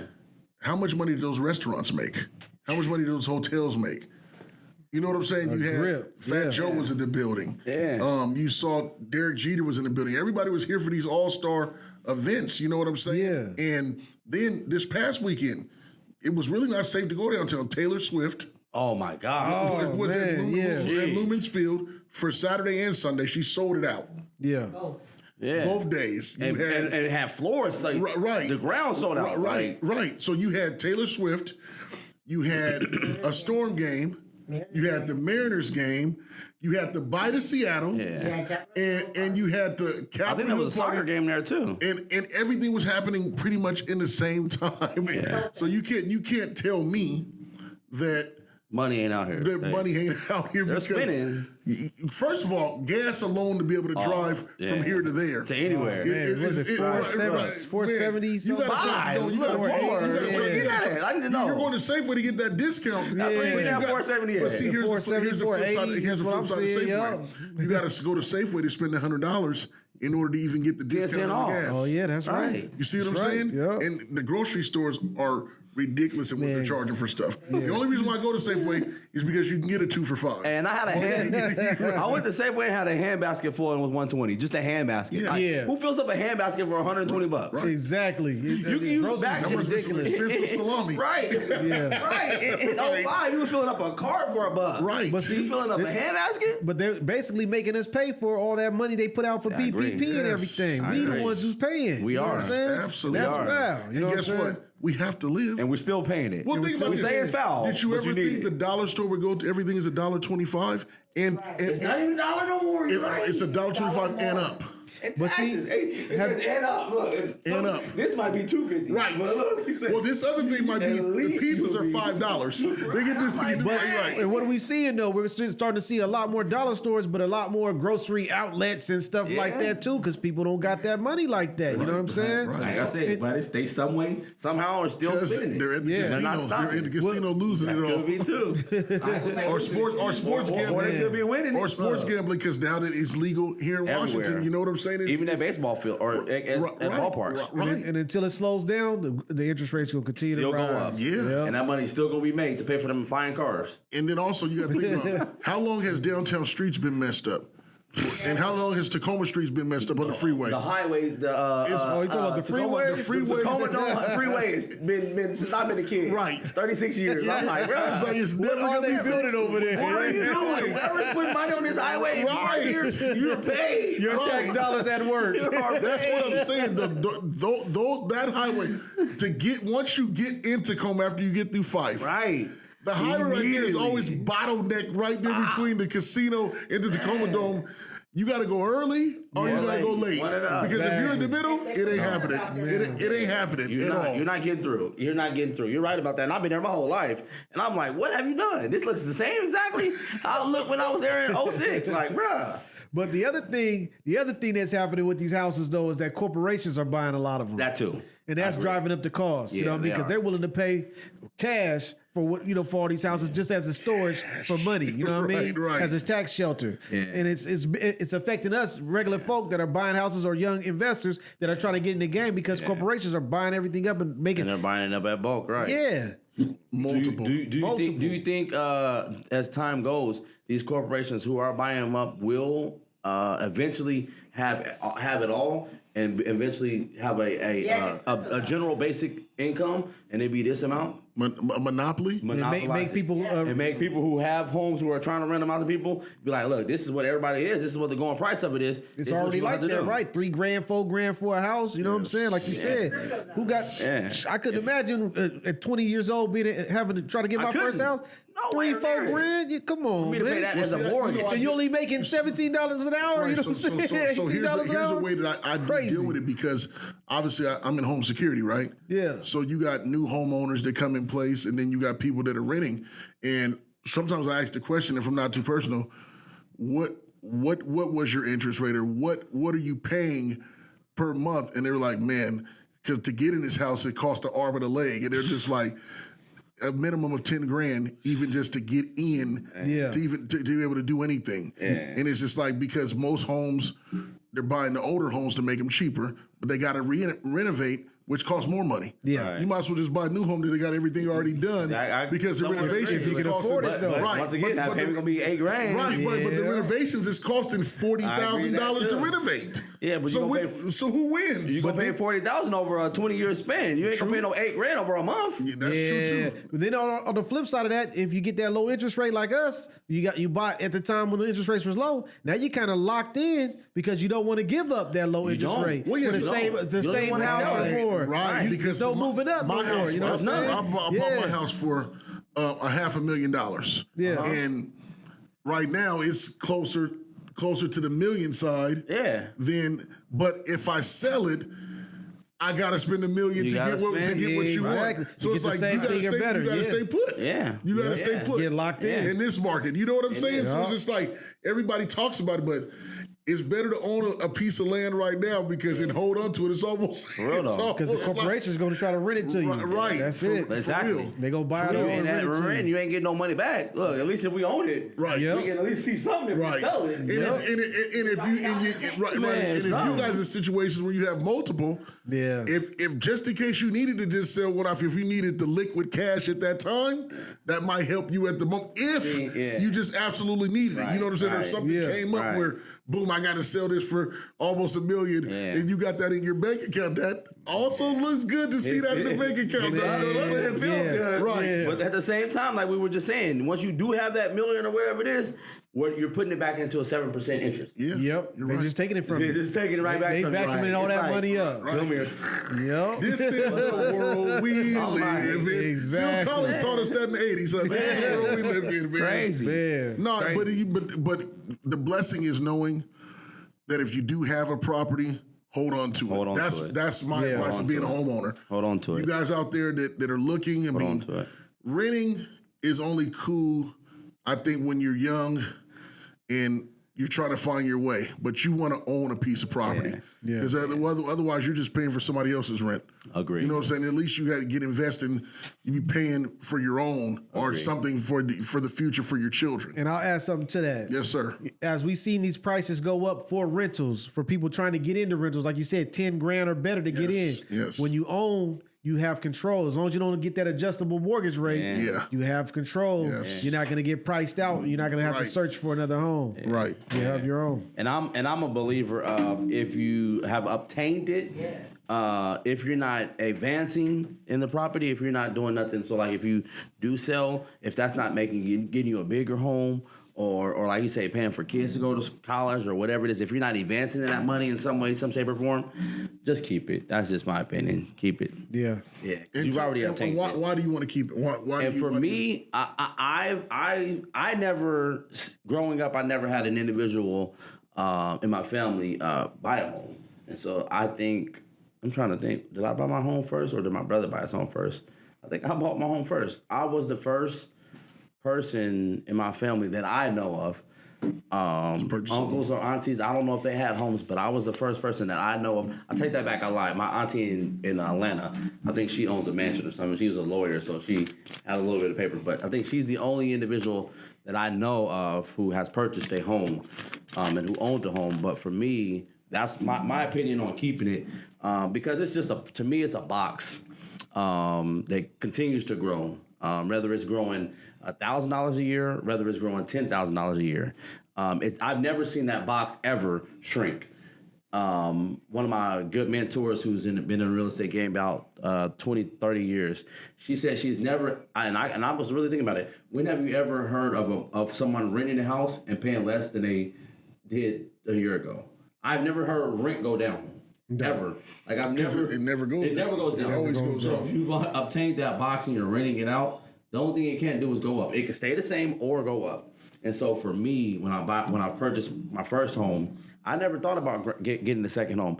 But my mentor came up to me and was talking to me and was like, "Well, why won't you just take from this box and move it into another box? Then you got two boxes growing, right, at the same time." Then it was like, okay, well, I've obtained the second one, and I'm like, oh, this kind of seemed a little easy. It's scary to start, but as we got it, it seemed a little easier. So we was like, well, why not pull from that same box and then go grab a third box? Now you got three boxes growing whose rental will never go down, will always go up, and it'll always get equity in there. And so for me, my thought process of it was, why not get 5? Because I got 3 boys, and why not pass down the generation? And so my boys can say, not only did I'm an owner of a home, but my dad gave this to me. This is something that somebody passed down to me, rather than me having to pay for it. Because they say that's one of the biggest financial payments that you make is paying a mortgage.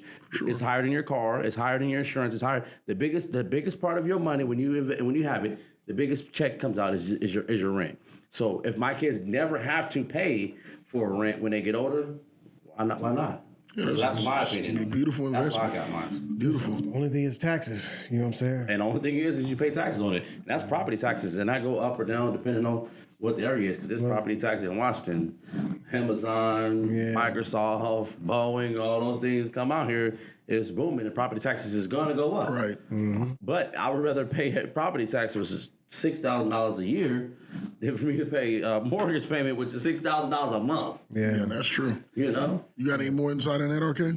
Yeah, I bought my first house at 25 years old. You know what I mean? So it was like something. Thank you, man. Yes, sir. Something I did as my guy Cedric Singleton kind of put me on game. He was something that he was talking about early on, and I just did it. I did it because my first effort was trying to buy grandma's house.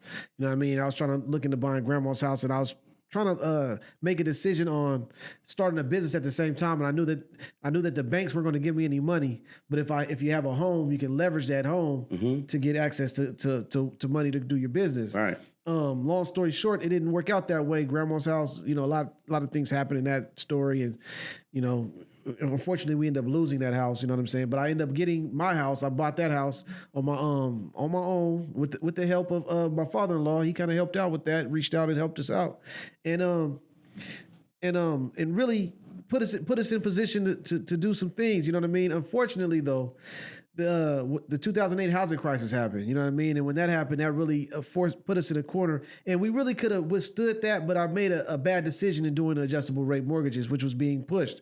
They were pushing it on everybody. Interest rates were low at the time. Right. Interest rates aren't going up. You don't have to worry about that. So take this adjustable rate. Just stay in it for a year. You know what I mean? Take this adjustable rate for a year, and then you can bounce out of that and refinance it again and get another fix. Well, you know, I guess I must have been late to that party because when I got that adjustable rate, a year later, boom, that balloon payment started happening, man. It started going up and up and up. So I agree. Fortunately, I was able to short sell that house. So I didn't walk away with any profit, but I didn't lose. You know what I mean? The bank was able to take a loss because nobody was paying mortgages. Everybody lost out. You know what I mean? But so that forced us to make a change. But at the same time, the economy went south at that time, 2008 recession. I got laid off from work. You know what I mean? I wasn't in the music biz no more. I was doing regular work. And it pushed us to make a decision. You know, I ended up getting real sick doing that job, you know what I'm saying, that I was doing. My blood pressure went through the roof, you know what I'm saying? I wasn't eating right. You know what I'm saying? It was just a lot of things that was going bad. And so that's what brought us out here to Seattle, man. We had to make a decision at that point. We was able to short sell the house. After a little while, we held on to it for a little while. Actually was able to rent it out, make a little bit of money during that time, which, you know what I'm saying, they say you ain't supposed to do, but I was able to do that. And then we ended up bouncing out here and worked it all out. But yeah, I wish I never took that adjustable rate mortgage, but it was a bot lesson. It's a lesson I had to learn. Right. Now I know, you know what I'm saying? And if you're an investor, if you're going to flip something and you got an interest only mortgage on something that you're going to flip or something, I understand. But that adjustable rate for something that you're living in, man, don't do that, man. Never you know take arms. Yeah, ever. No, not at all. Like I said, I bought my first house at 27. Me and my wife, it was her gift to us getting married, so that when we go into marriage, we have a brand new home. Yeah. And like I said, this was 2006, and then the stuff got weird. Yep. And the job got weird because the company ended up going down, and just, you deal with situations and circumstances, but you learn from it. You know what I'm saying? And you're able to bounce back. And like I said, we have a goal and mission in mind, but we're going to take it slow. Like I said, I was able to buy my next house in 2020, which we've been there for 3 years, and it's just with the equity alone of it rising based off the neighborhood, based off the area. And there's people all the time asking to buy the house. I don't know how they get my phone number, but they call them. Don't worry. I don't know how. They Google your name, they can pull it up. Mr. King. Mr. King. Right. Are you selling that house? No, we're not selling that anytime soon. But I mean, it's just always good for all of you out there. If you have the opportunity to buy it, man, make sure you have the right real estate agent. That's good. Yeah. Make sure that you get some good sound advice where you can learn on your own. And I know Dwayne is really big on that. Yeah. Of that, and I know RK as well. Definitely, you have to read to succeed, and that way you can know for yourself versus somebody telling you. Because you can also get caught up in the fact of somebody just telling you so they can make a quick buck. Yeah. And that's why it's important to have the right real estate agent. Right. It's right to have the right people in place. Mortgage broker. They can help you do it properly. So that's my advice on that. Right. Definitely, like you say, take all those measures.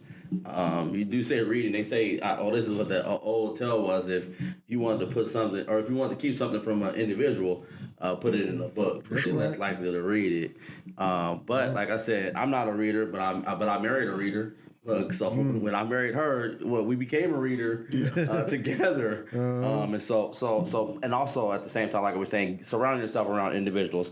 And we'll speak on this, further down in different podcasts, because there's so many different people I can connect anybody with if you put your information in the bottom in the chat or whatever it is, and want any further information on it. We definitely can go on and speak on that more. But yeah, like straight, surrounding yourself with individuals who definitely pour into you, who definitely care. That's big right there. Who care, who has your best interest at heart. Because the person who I have been messing with, or who I have been dealing with, I ain't gonna say messing with, the person who's been teaching us, I think for me, she has our best interest at heart.